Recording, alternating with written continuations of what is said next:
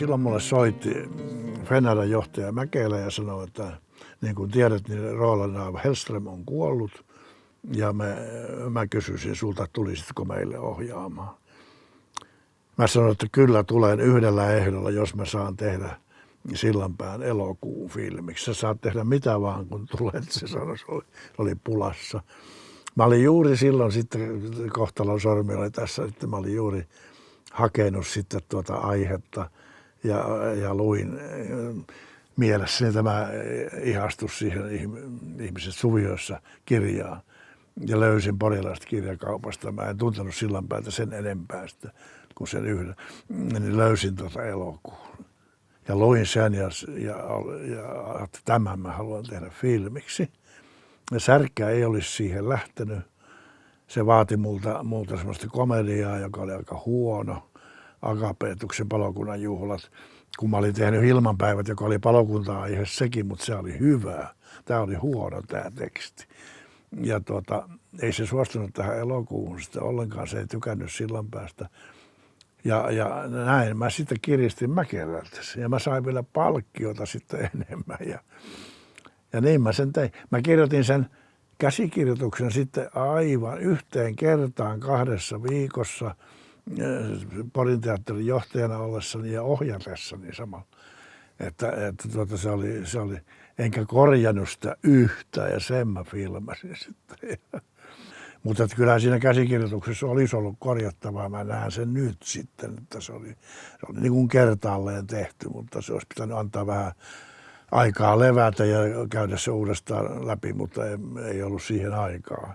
Et se oli varsin nopea työ sitten, että leikkaukseenkaan mä en päässyt juurikaan mukaan. Mä olin jo Porissa ohjaamassa sitten Tšehovia sitten ja se oli tämmöistä kunnianhimoista aikaa, että Sillanpäätä filmiksi ja Tšehovia näytelmäksi. Ei kukaan muu ollut uskaltanut ohjata Tšehovia kuin Kalima, kun se oli niin kuuluisa nämä Kansallisteatterin Tšehov-esitykset. Minä poika kävin vaan siihenkin. Kirsikkapuisto. Yksi niistä 4 suuresta näytelmästä.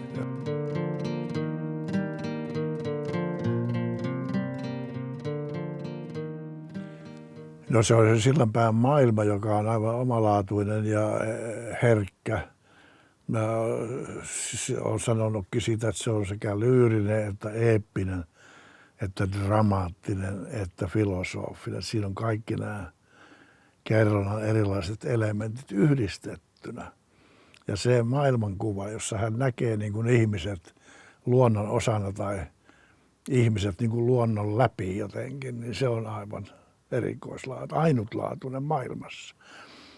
Se oli tietysti se pohja siinä, mutta sitten siinä oli tämä alkoholistin, Viktor Sundvallin alkoholistin viimeinen elinpäivä. Se oli hirveän hyvä aihe sillä lailla, sitä kannalta katsoen, että kun elokuvan materiaalia on aika, sekunnit ja minuutit ja näin. Ja tämä tapahtuu noin 14 tunnissa, lauantai-iltapäivänä, illalla ja yöllä. No on siinä takautumia sitten, jossa mennään jo sitten vuosien taakse, mutta kuitenkin niin se filmin presence on lyhyenä aika. Se on aina kiitollista elokuvassa, koska sitä aikaa voi käsitellä eri lailla. No Sillanpään aika käsittely on muutenkin kyllä erilainen, että kun se esimerkiksi tulee johonkin kohtaukseen, niin se pysäyttää kerronnan ja rupeaa kertomaan, että miten tähän on tultu, mitkä edellytykset tässä on, kun ihmiset reagoi niin ja niin. Ja saattaa palata kauas taaksepäin. Ja tämä on myös mielenkiintoista. Se on niin kuin elokuvallista, siinä on takautuma kysymyksessä. Mutta sitä sanottiin, että se on samoin kuin viimeinenkin romaani, että se on pikkusen hajanainen. Mutta filmillä on se etu, kun se tupataan se tapahtuma 1,5–2 tuntiin. Niin se on hyvin kiinteä, se kiinteytyy.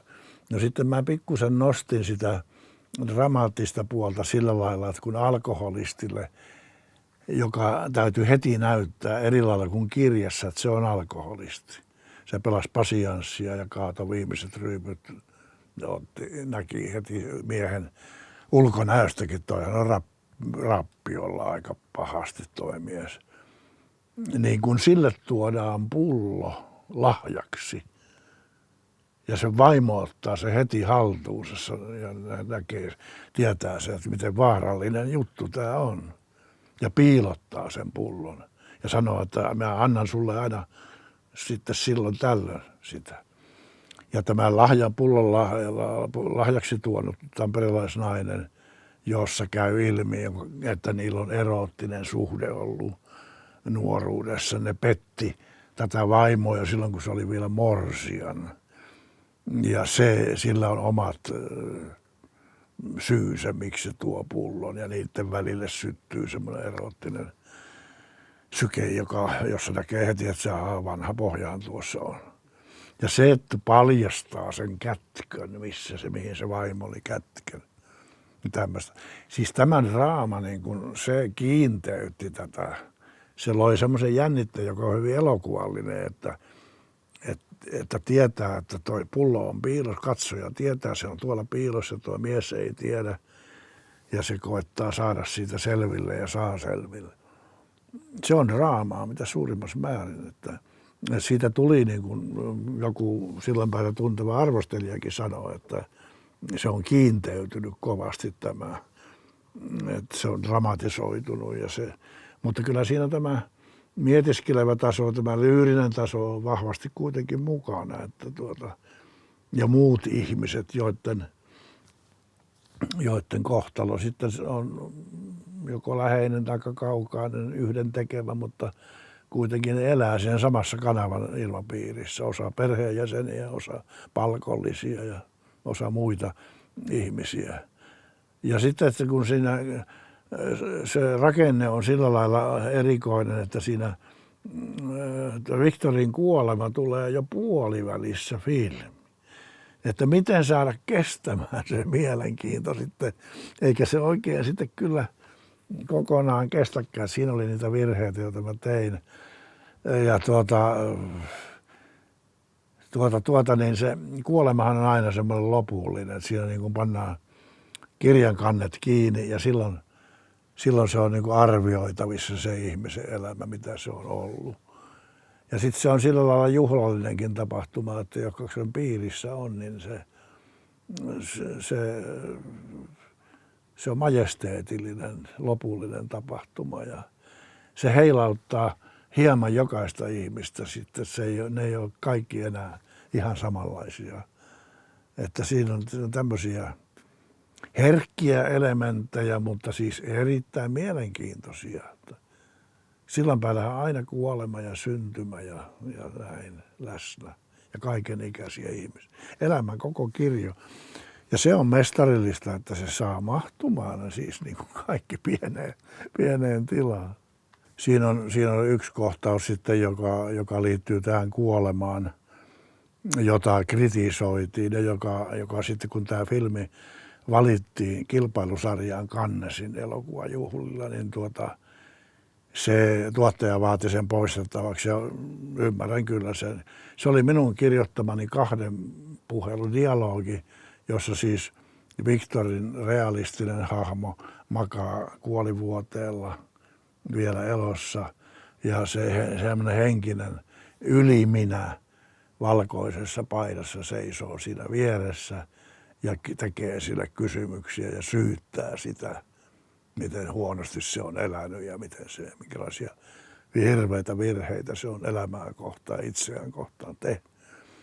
Se materiaali on sillan päältä, mutta se on siis eeppisessä muodossa ja mä muodostin sitä dialogin ja sitä kritisoitiin, että silloin sanottiin, että se saarnaa.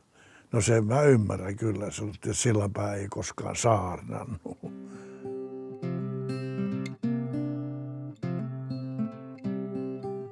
Siinä, että se kiinnosti mua sen takia, että mä olin itse jo vaikeuksissa alkoholin käyttöni kanssa. Ja Toivo Mäkelä, joka tätä Sundvallia näytteli, oli selvästi kyllä alkoholisti. kuolikin sitä varten liian varhain. Mutta oli semmoinen erikoinen alkoholisti, että se pystyi hoitamaan työnsä. Se ei saanut koskaan potkuja mistään eikä edes varoituksia. Se pystyi pitämään sen niin kuin erossa työhön. No minä olin silloin, kuten sanottu, niin vaikeuksissa jo. Mua kiinnosti tämä suuresti sitä varten. Ja Topi Mäkelää kiinnosti. Ja meillä syntyi erittäin hyvä yhteistyö. Me tiedettiin, mitä varten se mies käyttäytyy noin, kun vaan alkoholista käyttäytyy. Ja naurettiin sen tempuille ja valehtelulle ja elämänvalheille. Ja meillä oli hyvin hauskaa. Siihen tuli ehkä pikkusesta komedian, meidän hauskuuden semmoista piirrettä sitten mukaan, ettei se ollut ihan niin raskas. Ainakin kun se niin kuin valehteli, siis kaikki näkee, että valehteli. Anui kuvasi myöskin tämmöisiä elämänvalheen ihmisiä erittäin taitavasti ja Topi oli mestarillinen niitä. Mä sanoinkin se, että sä oot Suomen paras elämänvalheen esittäjä ja tätä varten niin kuin se oli meidän suuren mielenkiinnon kohteena ja se on ilman muuta yksi tekijä, jonka takia se onnistui. No minä pääsin sitten kyllä alkoholista eroon sitten vajaa 10 vuotta myöhemmin ja olen ollut 40 vuotta raittiina, että se ei mulle sopinut. Ja mä pystyin sanomaan sitä, että tämän taudin nimi on alkoholismi. Ja sen parannuskeino on se, että ei ota ensimmäistä ryyppyä.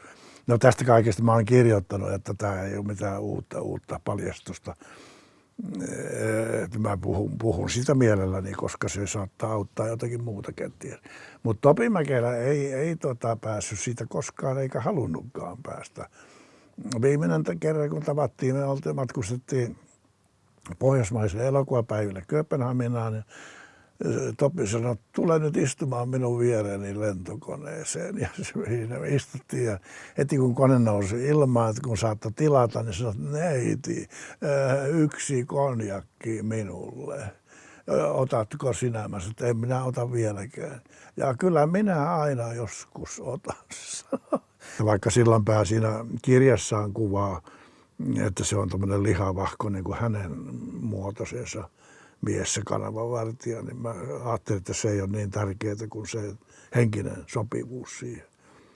Ja sehän on ihan selvää, että sitten kun katsoja hyväksyy sen, mitä näytetään, jos se tuntuu hyvältä. Emma Väänäsen mä tunsin teatterista ja sitten nimenomaan sitä Valentin Vaalan Loviisasta, Niskavuoren nuoresta emännästä.